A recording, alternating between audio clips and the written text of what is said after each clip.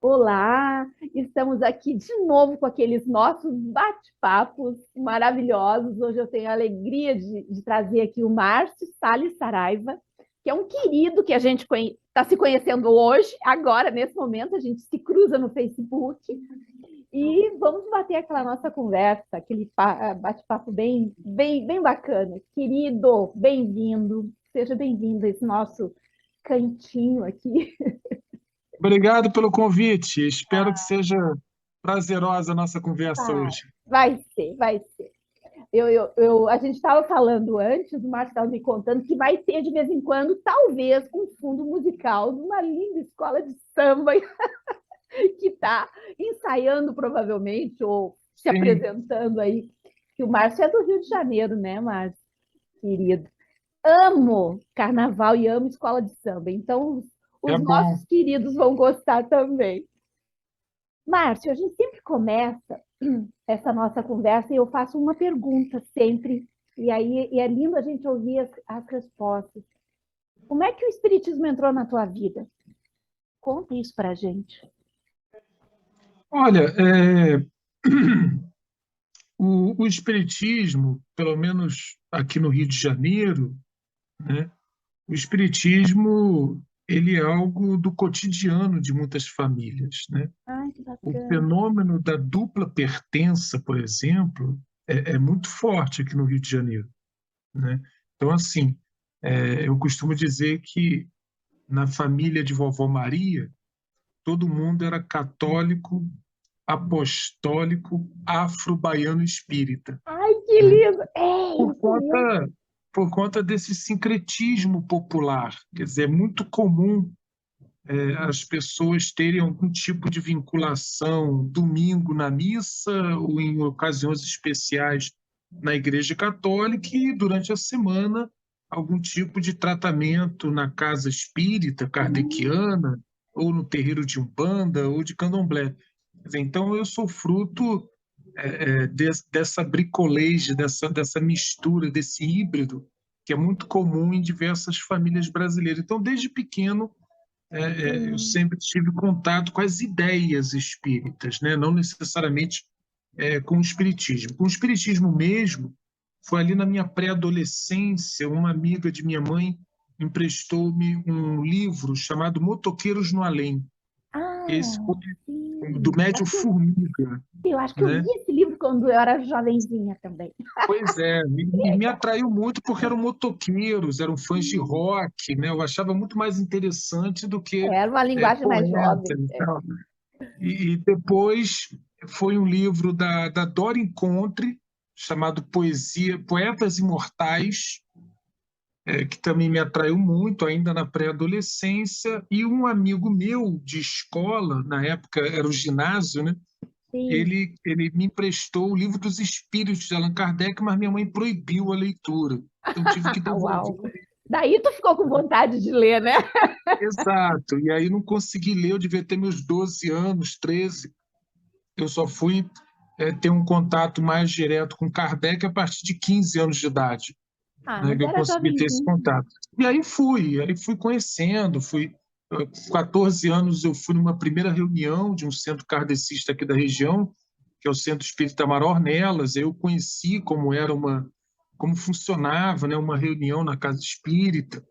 E ali com Hum. 15 anos foi a primeira vez que eu guardei um dinheiro para comprar um livro espírita. Com 15 anos de idade, foi o livro O Mistério do Bem e do Mal, do Herculano Pires. Uau. Aí eu já estava com 15 anos, já tinha guardado uma graninha e tal para conseguir comprar o livro no Amaral Ornelas. E assim fui, né? Esse foi meu primeiro contato. Que legal, que legal. Deixa eu até avisar o pessoal que eu vou deixar afixado aqui nos comentários desse nosso vídeo o link do teu Facebook, porque aquele texto que tu publicou, não sei se foi ontem ou hoje, um texto sensacional, sensacional. E eu vou convidar todos e todas que fazem parte dessa comunidade tão querida nossa aqui, que vão lá e leiam o teu texto, que vale muito a pena, viu? Vale muito a pena. É o E é- sobre projeção que a gente faz do exato. mal, né? Uhum, uhum. Ah, legal que E você tu gostou. comenta, Obrigado pela aham. sua leitura. que comenta sobre essa sociedade líquida e as verdades sólidas que as pessoas estão exigindo. E aí é isso, Sim, né? sim, O fascismo faz isso. Ele fornece claro, claro. verdades As fáceis. pessoas estão carentes, vulneráveis, né? E Sim, apavoradas com tanta coisa que acontece, violência e tal. E aí é. a discursividade fascista, ela Uhum, oferece um mundo de certezas, ainda que certezas ilusórias, imaginárias, mas enfim, mas ela oferece um mundo de é, certezas que muitas pessoas acabam ali no desespero se apegando àquilo sim. ali. Pessoas frágeis, muitas vezes com uma personalidade frágil, às vezes até com um Sim, sim, caráter frágil. É sim, isso sim. mesmo. As pessoas precisam, essas mais frágeis, precisam dessas falsas certezas. Márcio, o teu artigo neste livro, que também eu tô igual a Ah, menina do Bombril fazendo Espiritismo, propaganda. Sociedade Política, muito Amo bom, né? esse livro. Eu já recomendei para o pessoal todo aqui comprar, adquirir esse livro, porque sabe, é uma abertura, né? Uma abertura de cabeça mesmo nesse momento difícil que a gente está vivendo. O teu artigo gerou uma discussão muito linda no nosso grupo lá, porque é o livro que nós estamos estudando no Sejus. Muito bacana, muito bacana. E aí a gente percebe que mesmo no nosso meio progressista, às vezes as pessoas têm problemas, têm dificuldades assim de aceitar o novo, sabe? De aceitar o diferente, a pluralidade. É É isso aí. porque foram muitas décadas de uma hegemonia conservadora, né? Muitas décadas de hegemonia conservadora, isso, de certa forma, criou padrões mentais de raciocínio dentro desse universo de espíritas brasileiros que é difícil de uma hora para outra mudar. Eu compreendo a angústia de muita gente quando lê um livro como esse, e quando lê artigos sobre espiritismo, esquerda, filosofia e tal. É algo muito novo, é algo que rompe com determinados padrões conservadores de análise que a maioria dos espíritas já estava habituados, né, Uhum. a esse padrão conservador. De fato, é um movimento bastante ousado, mas necessário, né? Eu acho que aos poucos, sem dúvida, as gerações seguintes vão olhar para esse livro e para essas discussões de uma maneira muito mais leve e gostosa Mas, do que as gerações com atuais. certeza, com certeza. E coube a nós, nesse momento, né, digamos, nós espíritas, progressistas, até parece tão redundante, mas a gente tem que se autodenominar para que chamar atenção também para isso que está acontecendo, né? Sabe, coube a nós fazer esse barulho, esse barulho nesse momento. E eu acho E eu bastante. acho tão bacana o espraiamento que essas ideias dos Hum, espíritas progressistas elas estão tomando por todo o país, principalmente através de livros como esse que você mostrou, hum, né? E através das redes sociais. Isso tem sido um fenômeno assim riquíssimo. Esses dias eu estava conversando com a minha esposa, ela estava conhecendo uma casa espírita aqui no Rio de Janeiro, lá na sim, Praça Sans Pena, né, mais ou menos uma hora aqui de casa. sim. E aí ela me contou que a palestrante de lá, é toda quarta-feira à noite, e que a palestrante de lá fez questão de dizer em uma exposição que, olha, a nossa casa aqui é alinhado com os espíritas progressistas. Ai, que Eu achei isso tão fofo, lindo! entendeu? Eu falei, poxa, que bacana, isso é um sinal que essas ideias estão tomando corpo, estão se Sim, espalhando, né? Uma pessoa completamente desconhecida de uma casa espírita que fica distante da minha casa, é, casa essa que nós não temos um contato orgânico, mas que com certeza, né, ao se dizer uma casa alinhada com o espiritismo progressista, é uma casa que já está em diálogo, já está em rede, talvez em conexão com todo esse movimento. E isso é fantástico, como, coisa como essas linda. ideias vão ganhando corpo pelo Brasil. Sim, Tu sabe que às vezes aqui no canal, pessoas me perguntam assim nos comentários dos vídeos, eu moro num lugar tal, lá num estado tal. Tu não conhece nenhum centro espírita que seja mais progressista? E a gente daí pesquisa, né? Eu junto aí os colegas todos para a gente começar a indicar, né? Olha que coisa mais linda isso. Eles próprios se colocando, né, dentro da. Sim, sim, demarcando, né, um campo, né, dizendo, olha, nossa casa é desse campo aqui, nós temos essa Isso, maneira achei de olhar o sensacional. mundo. Eu acho isso Eu fantástico, que também. se espalhe, que os ventos continuem soprando esse Sim, espírito.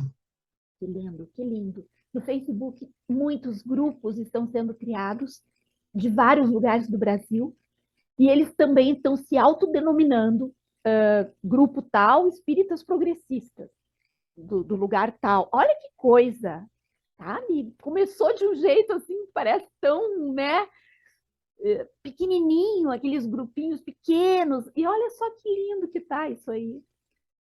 E isso, né, o resultado, produzindo material. É, né? Ai, Esse material eu considero um divisor de águas importante sim, dentro do nosso movimento espírita, né?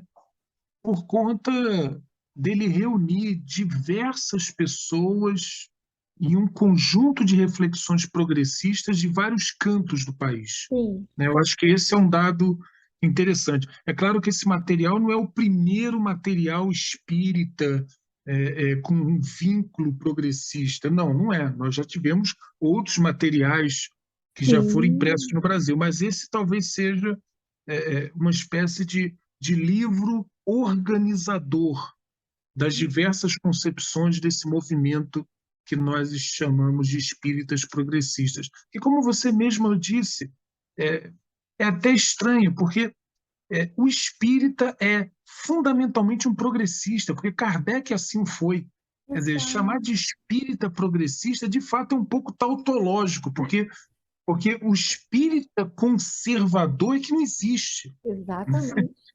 O espiritismo ele nasce na segunda metade do século XIX na França, fundado e organizado por um homem, um pensador progressista que foi Allan Kardec, um homem muito à frente do seu tempo, um homem que tinha críticas ao colonialismo, à escravidão, que defendia o direito à separação conjugal, né? Uma Uhum. série de questões que, olha, defender isso no século XIX não era Ele para foi muito qualquer um, corajoso. né? Ele foi muito Um corajoso. homem à frente do seu tempo. O espiritismo ele é vocacionado por uma concepção de fato progressista.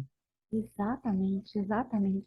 E nós nos obrigamos a usar essa denominação simplesmente porque a gente precisava dizer nós não somos aqueles. Sim, principalmente com o fenômeno do bolsonarismo, né? Eu acho que em Exato. 2018 você tem ali uma crise, mas como toda crise, um momento também de grande criatividade, né?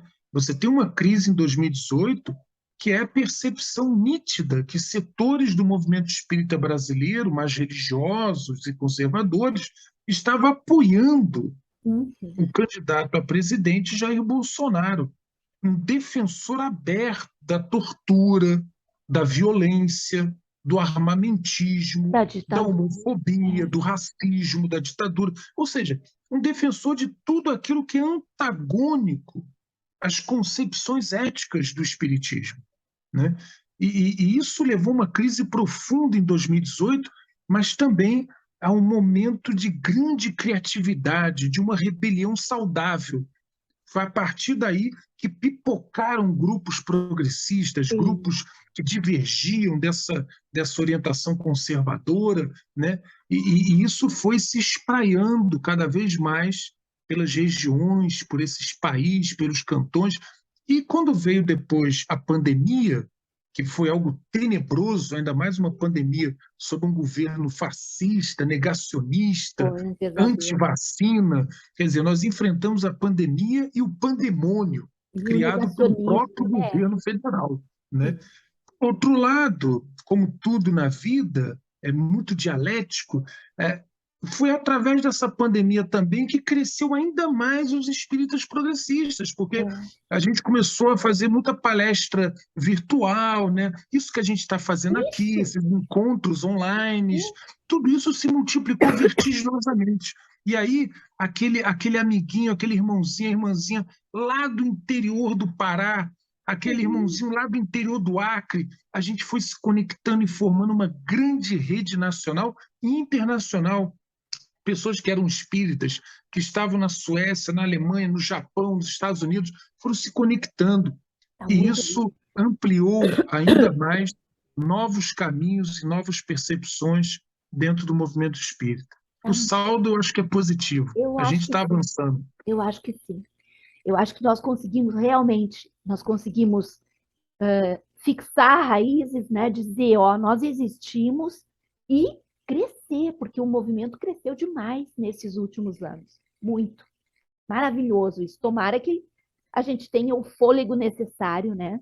Para manter isso por muito tempo, para que aqueles que vierem depois da gente já consigam, né? Trilhar um caminho mais aberto, mais arejado. Sabe a Que a impressão que eu... gente volte a ser livre pensadores, como Isso, éramos nos tempos de Kardec. exatamente Livre isso. pensadores. A impressão que eu tinha, Márcio, é que a gente estava enclausurado num ambiente cheirando a mofo e as janelas não podiam ser abertas até que, de repente, a gente esmurrou aquelas janelas e abriu, sabe? Para entrar ar, para sair aquela coisa, né? Aquele mofo, aquela coisa que estava nos asfixiando. E a gente conseguiu fazer isso. Foi um movimento que às vezes teve que romper com algumas coisas, né? E agora é seguir em frente. Tu conseguiu, aí no Rio de Janeiro, tu entrou, tu conseguiu ter contato com algum desses coletivos? Como é que foi, assim, o teu primeiro contato? Percebeu, gente, tem alguma coisa acontecendo, o que que é isso? Como é que aconteceu isso? Eu, na minha percepção, isso começa fortemente, pelo menos dentro da minha rede, eu percebi essa movimentação de algo novo quando circulou o vídeo com o médium Divaldo Pereira Franco atacando o que ele chamava, entre aspas, de ideologia de gênero. Eu acho que ali, naquele vídeo, houve um mal-estar generalizado dentro da minha rede. E uma sensação que, porra, a gente tem que fazer alguma coisa, a gente precisa falar, não dá mais. Porque havia aquele sentimento, né, que é muito comum em vários centros espíritas aqui do Rio de Janeiro, uma placa escrita "O silêncio é uma prece", Hum, né?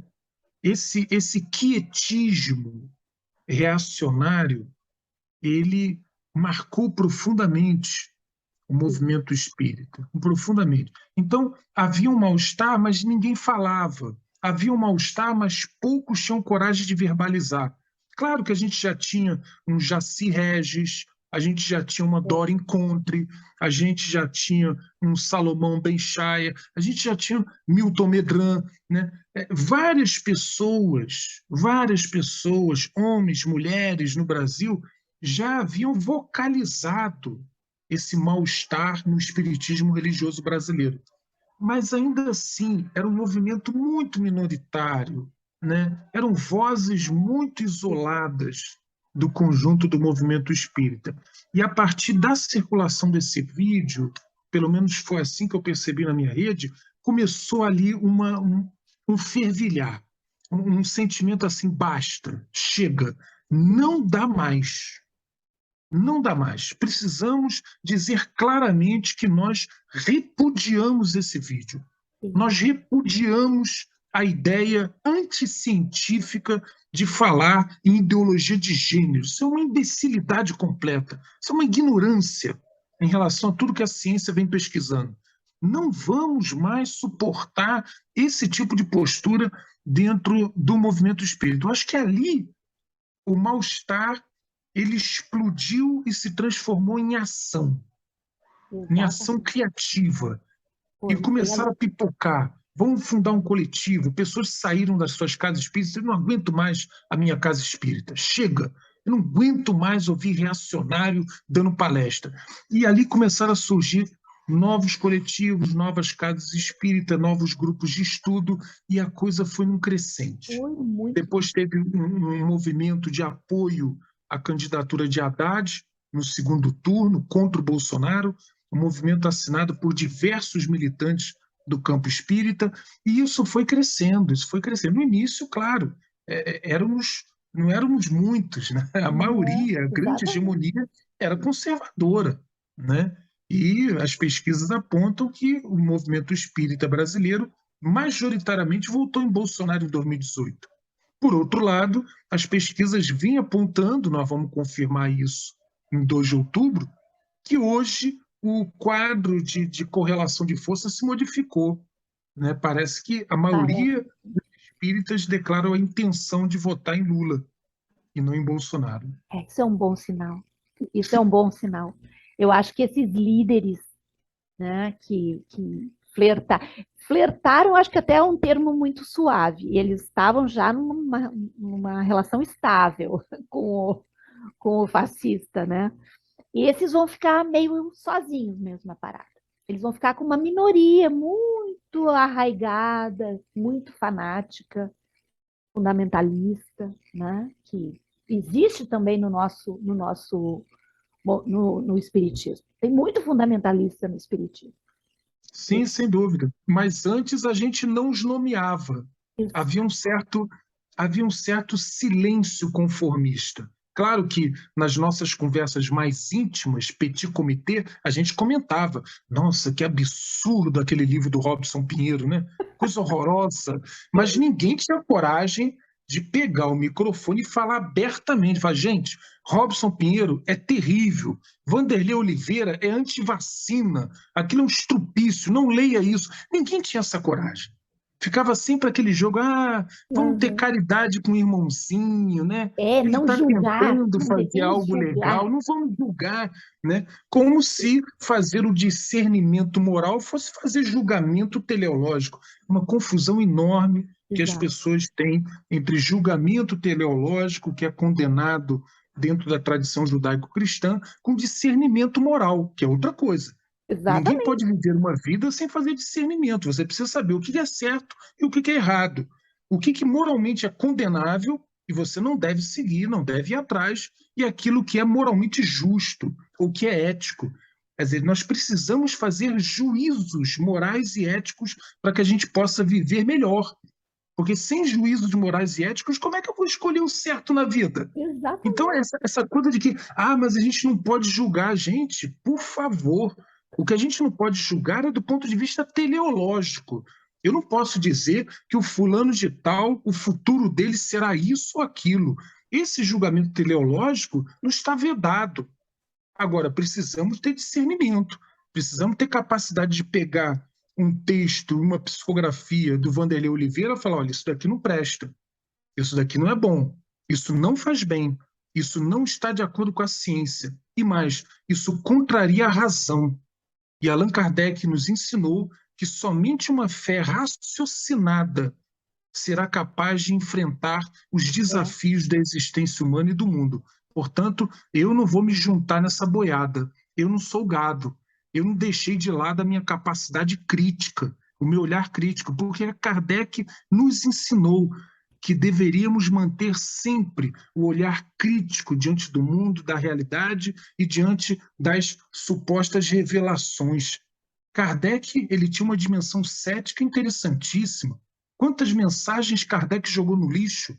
sim, Não levou em consideração na hora que ele analisava todo o material que ele ia trabalhar. Kardec não seguia cegamente médium nenhum. Kardec não tinha idolatria mediúnica, né?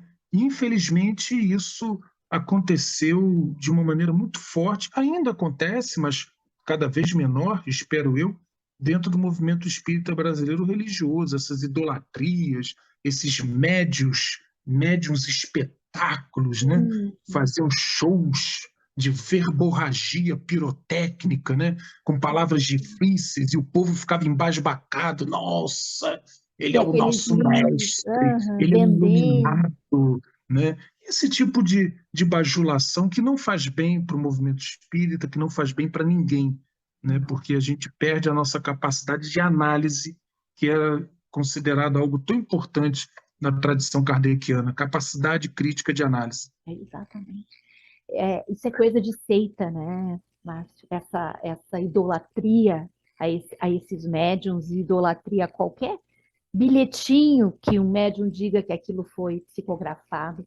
É típico de seita, de pessoas que se deixaram levar pelo fanatismo, pela irracionalidade total. Essa realmente é uma das nossas batalhas maiores.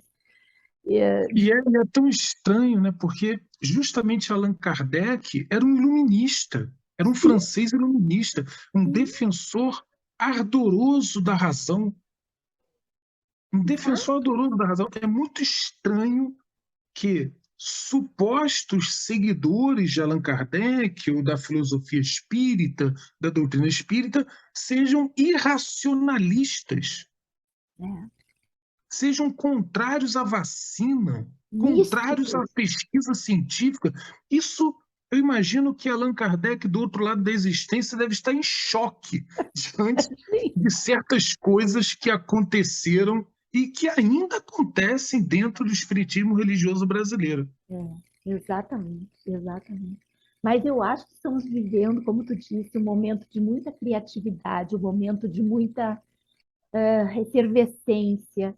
E quero crer que esse momento vai ser fundamental para a história do espiritismo daqui para frente, aqui no Brasil. Eu acho que sim, acho que e é tão bacana, eu acho tão lindo assim, nós dentro do nosso, cada um de nós em seu espaço, saber que a gente está participando disso, né, Márcio? Isso que a gente está fazendo aqui, conversando, eu aqui no Rio Grande do Sul, tu no Rio de Janeiro, olha que coisa bem bonita isso, sabe? Aliás, Falando e diga-se de passagem, Rio Grande do filosofando. Sul foi vanguarda, né? Em muitas Sim, questões nesse sim, sentido, né? O Rio Grande do O Milton Sul, e o Abraão estão aqui, né, em Porto Alegre. O pessoal da CEPA, né, que sempre foi pela FEB, eles foram muito escanteados e silenciados. O pessoal da sim. CEPA é vanguarda. Eles são vanguarda. Mesmo antigamente, em 1979, a Federação Espírita do Rio Grande do Sul, quando pautou a questão de precisamos retornar a Kardec, Eles foi algo são, revolucionário. Em sim, plena ditadura militar, 1979, a Federação Espírita do Rio Grande do Sul dá uma guinada eles são dentro do movimento maravilhosos. espírita e passa a defender radicalmente um retorno às bases racionais e kardecianas, para espanto do movimento espírita ultraconservador, né? Então, o Rio Grande do Sul tem uma história muito, muito singular nesse sentido, né? De contribuições bastante arrojadas e ousadas dentro do movimento espírita brasileiro. É muito bacana. A gente está num momento lindo, um momento triste, né, em termos de política no nosso país. Assim, a gente viveu um momento muito triste. Agora a eleição está aí, quem sabe a gente consegue virar essa, né, dar uma guinada, sair desse buraco. Essa é a nossa Aí esperança, né, Suzana? Que sim. nós possamos avançar, né? É. Uma amiga minha que disse, eu achei sensacional, ela disse: nós estamos vivendo um período longo de trauma, de estresse pós-traumático, assim, que não termina, né? Desde 2016, praticamente, nós estamos nessa situação. Então, a gente precisa agora sair desse choque, dessa coisa. E respirar, né? Respirar um pouco. Ai, voltar Precisa a ser respirar. feliz, né, Márcio? Ai, voltar assim a pensar um pouco a nossa história em termos de construção, né? A gente passa o tempo todo só vendo destruição e se chocando com isso, vendo destruição e se sentindo impotente. É triste isso. Isso não faz bem para a saúde, não faz bem para o espírito, não faz bem para ninguém. Não, eu realmente penso que não. Eu acho que Da mesma não. forma que um espiritismo conservador, reacionário, neurótico, não faz bem, não Não ajuda, faz. não liberta, né? Uh-uh. É, esse tipo de concepção espírita, no meu entender, uma concepção atrasada, uma concepção que joga muito na questão da vida como um castigo, e o tempo todo vive falando de culpa, de arrastamento. É um espiritismo de feições medievais. Exatamente. Medievais. Isso não faz Umbral. bem, Uhum. não faz bem espiritualmente, não faz bem para a própria saúde Não mental faz, não. de quem está dentro dessa concepção, ó, fechada, fanática, doentia. Eles Doentio. vivem vendo demônio obsessor em tudo quanto é canto. É trevas para lá, trevas para cá, É, espíritos satânicos, hordas tenebrosas. Isso é uma neurose coletiva. é muito É uma neurose triste. coletiva. As pessoas precisam se libertar disso e reencontrar-se com o espiritismo kardeciano, que propôs, já na segunda metade do século XIX, a libertação de tudo isso. Você pega lá o céu e o inferno. A gente precisa reler o céu e o inferno, entendeu? O Espiritismo declara o fim dos demônios. Acabou o É, demônio, acabou Satanás, acabou o medo. sim, A filosofia espírita foi uma filosofia fundada contra o medo, exatamente. uma Aqui no filosofia de Brasil eles esperança, de reinventaram, né? consolação. E, no entanto, boa parte do movimento espírita religioso brasileiro parece que reintroduziu o medo, Exato. reintroduziu os demônios, agora com o nome de obsessor, claro. Aham, Mudaram, sim, sim. mudaram os O nomes, mas inferno é o umbral. reintroduziu, exato. E o céu é nosso lar, que fica no Nosso umbral, lar. É, né? Que exatamente. fica no umbral, paradoxalmente, né? Aham, exatamente isso. Foi um retro. É, na verdade, nós vivemos aqui no Brasil um espiritismo assim caminhando para trás, um retrocesso Sim, mesmo, né? sim. Um espiritismo a lá catolicismo, assim, bem fundamentalista, bem fundamentalista. Naquilo que o catolicismo tem de Tem de pior. Porque pior, com algumas certeza. pessoas falam, mas o movimento espírita religioso brasileiro é muito católico. Eu falo, olha, eu não teria nenhum problema se ele fosse muito católico, tipo o quê? Leonardo Boff, Frei Sim, Beto, o Dom Pedro padre Júlio Casaldáliga, Lancelotti. né? É. Padre Júlio Lancelotti. Se Uhum. essas figuras católicas fossem a inspiração do movimento espírita religioso brasileiro, eu estava até feliz, estava de bom tamanho, Eles estão mais para de Opus bom Dei. tamanho. Eles estão mais para o Opus Dei, É, para o que há de pior dentro dos jesuítas, os setores mais atrasados das sim, concepções jesuíticas. Enfim, é algo regressivo. é. E E a isso é linha muito evangélica ruim. neopentecostal, fundamentalista. Então, E também esses. é um outro atraso tremendo, entendeu? É, Um atraso tremendo. O campo chamado de neopentecostalismo, ele tem críticas muito duras, e não são críticas dos espíritas, não. Dentro da própria teologia protestante, você vai encontrar críticas duríssimas em relação às teologias neopentecostais. Eu lembro de um livro de um sim, protestante norte-americano que ele chegava a dizer que a teologia neopentecostal é algo demoníaco, diabólico, que esses não tem nenhuma, não tem nada a ver com Jesus Cristo. não, Eles não. vivem preocupados com dinheiro, com grana, com poder, com teologia da prosperidade, com Exatamente, exorcismo. Eles falam mais do diabo do que em Deus. Eles falam exatamente. mais em obras do que na graça divina. Então, eles estão muito longe daquilo que a tradição protestante construiu. Eu estou falando em termos de tradição protestante, não estou nem aqui Com colocando certeza. opinião espírita, né? E os espíritas, os espíritas conservadores, eles, eles estão querendo se alinhar justamente a esses da teologia da prosperidade, infelizmente. Eles estão agindo exatamente da mesma forma. Mudam apenas os termos, mudam apenas os nomes, né? Um lá é o inferno e é o Satanás, o outro é o umbral, e é os obsessores, mas é a mesma linha. Querido, eu estava olhando aqui o nosso tempo, a gente tem 3 minutos para fazer aquele nosso encerramento. Oh, que delícia! Eu Passou tão rápido, viu? adorei. Tu viu como é que é bom? Eu sempre digo isso. Eu disse, gente, 30 minutos passa tão rápido.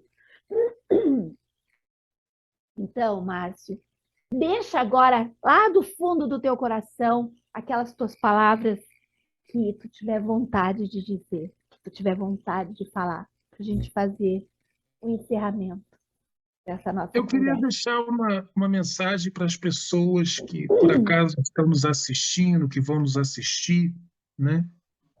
Para que elas desconfiem. Desconfiem.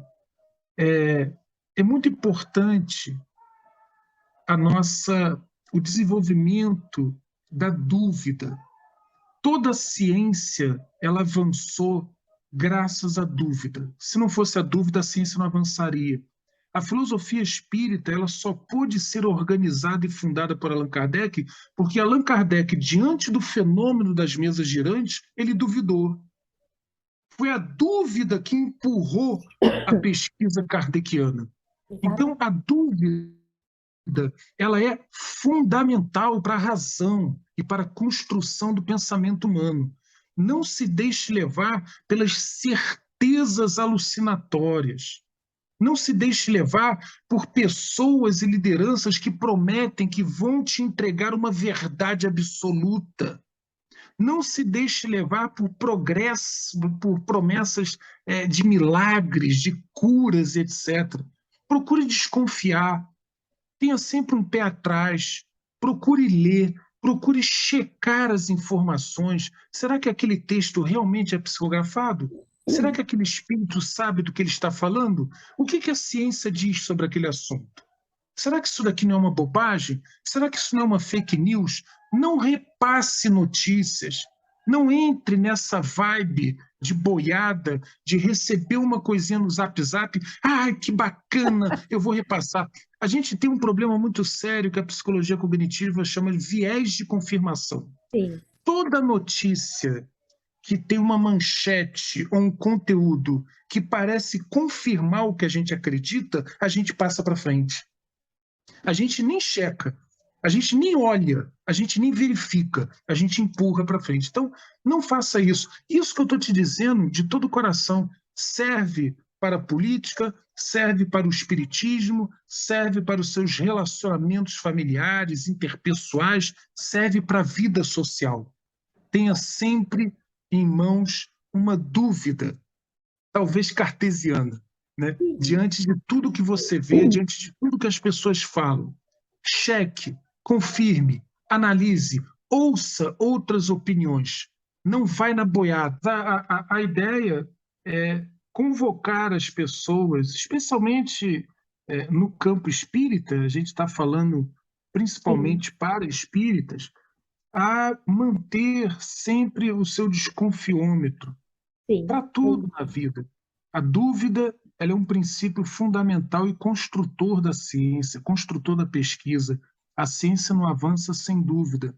Allan Kardec só pôde avançar na pesquisa espírita até chegar aos fundamentos de uma nova filosofia através da dúvida. Ele Sim. olhou aquele fenômeno das mesas girantes.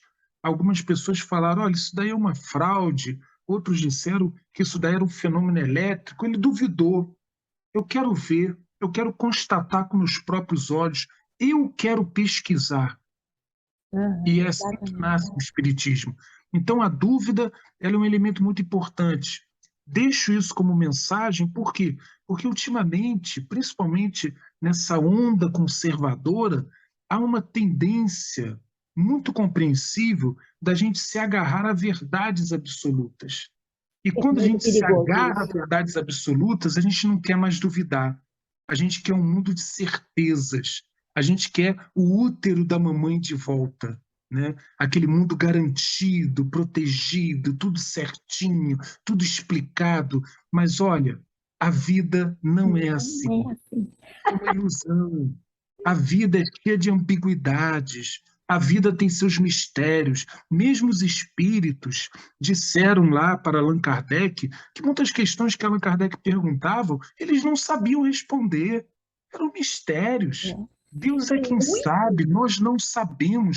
Esse tipo de resposta é muito comum no livro dos Espíritos. É. Portanto, não se deixe levar por esse sentimento de boiada, de massa, de sair compartilhando as coisas. Procure checar informações, procure checar o fenômeno mediúnico, conheça o que é a mediunidade, saiba discernir numa mensagem, essa mensagem presta ou ela não presta? Ela contribui para o amor, para a justiça e para a igualdade ou não? Então você precisa raciocinar, você precisa usar a capacidade crítica De que a questionar. divindade, como causa primeira, nos deixou como marca eterna. Eu acho que essa é a mensagem que eu gostaria de deixar para as Maravilhoso pessoas. esse nosso papo. Maravilhoso esse nosso papo. A escola de samba não interferiu. Eu até Não, estava eles querendo até ouvir agora, eles até agora pararam. Era uma parar, pausa. querido. Olha, Márcio, muito bacana, muito bom saber que existem pessoas tão bacanas, né? Espalhadas nesse Brasil todo, cada um com o seu grupo ali, com a sua rede, com os seus coletivos. É isso. Fazemos parte de um grande movimento, uma grande família. Fica bem, querido. Um grande Estamos todos beijo. conectados, Vamos, estamos todos e todas. conectados, espiritualmente, intelectualmente. Valeu, viu? Continua. Saúde e paz, querida. Um beijo.